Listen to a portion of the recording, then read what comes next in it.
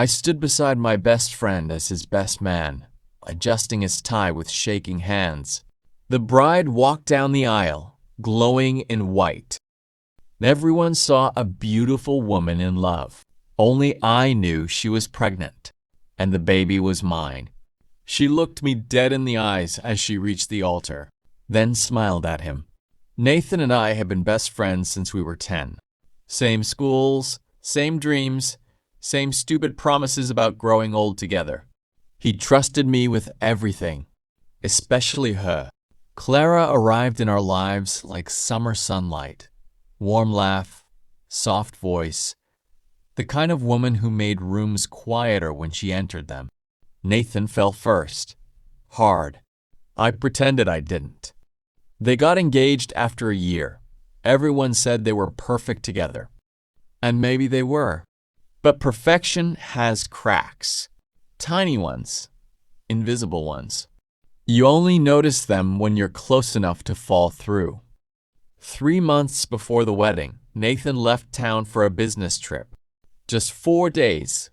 On the second night, Clara called me crying. She said she couldn't breathe. Said the pressure of planning the wedding was destroying her. So I drove over. That was my first mistake. Rain hammered against the apartment windows while she sat on the kitchen floor drinking wine from a coffee mug. "No one sees me," she whispered. "They only see the version of me that fits beside Nathan." I should have left then. Instead, I sat beside her. We talked for hours. About fear, about loneliness, about the lives we faked to keep people comfortable. Then silence happened. The dangerous kind. She touched my hand first. I kissed her first. After that, nothing belonged to logic anymore. By morning, the storm outside was gone, but the one inside us had just begun. We agreed it would never happen again.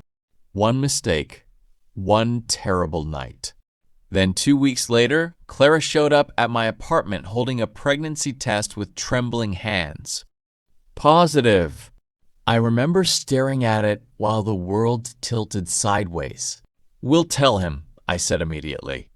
But Clara shook her head before I even finished speaking. "No," she whispered. "It would destroy him." The wedding invitations had already been sent. The venue paid for. Families involved. Nathan was happier than I'd ever seen him. And suddenly, we were trapped inside a lie too big to escape. The wedding venue overlooked a lake surrounded by white flowers and glass lanterns.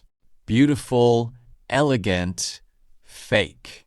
I watched Clara in the bridal suite while makeup artists fixed her veil. She looked pale beneath the foundation. When everyone left the room, she grabbed my wrist. "I'm scared," she whispered. I wanted to tell her to run. I wanted to grab her hand and disappear somewhere none of this existed.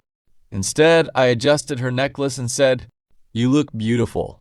Cowardice sounds a lot like kindness sometimes. The music started. Guests stood. Nathan smiled like he'd already won at life, and Clara walked toward him carrying my child beneath her wedding dress. Every vow felt like a knife. To have and to hold, I couldn't breathe. Nathan looked at me during the ceremony once. Just once. His eyes were full of gratitude, trust, brotherhood. That almost destroyed me more than Clara did. Then the priest smiled. "You may kiss the bride." And as Nathan kissed her, Clara's eyes opened for 1 second. She was looking at me. Night fell softly over the lake. Fairy lights reflected on the water while people danced and laughed around us. Nathan pulled me into a hug near the bar. "Your family," he said, "always." I nearly broke apart in his arms. Later that night, Clara found me alone outside near the dock. The wind moved through her hair as she held her stomach unconsciously. "We can still tell him," I said quietly. She looked back through the reception windows where Nathan was laughing with guests.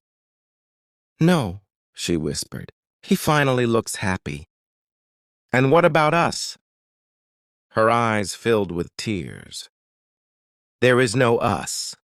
2 months later, Nathan showed up at my apartment at 2 a.m. I knew immediately. He looked hollow, like somebody had reached inside him and removed something vital. "She's pregnant," he said. I couldn't speak. Then he placed an envelope on my table.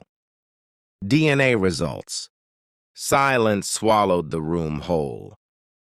"I trusted you," he whispered. Not yelling. Not violence. Just heartbreak. Honestly, I wish he had punched me instead. "Did she love you?" he finally asked. That question hurt worse than everything else, because I didn't know the answer. Nathan disappeared after that night. No calls, no messages, nothing. Clara gave birth to a baby girl in December. She named her Lily. I visited once at the hospital. The baby had Nathan's eyes, not mine. Clara looked exhausted lying in the hospital bed. "The DNA test was wrong," she whispered weakly. I stared at her. Tears slid down her face. "She lied to me too," she said. "Nathan was always the father." The room started spinning. All this destruction, all this guilt, all this pain, for nothing. Nathan lost his wife. I lost my best friend. And Clara lost both of us. Because sometimes the real betrayal isn't love. It's fear. And fear destroys everything it touches. Subscribe to Regular Stories for more stories. Could you forgive your best friend after this? Comment below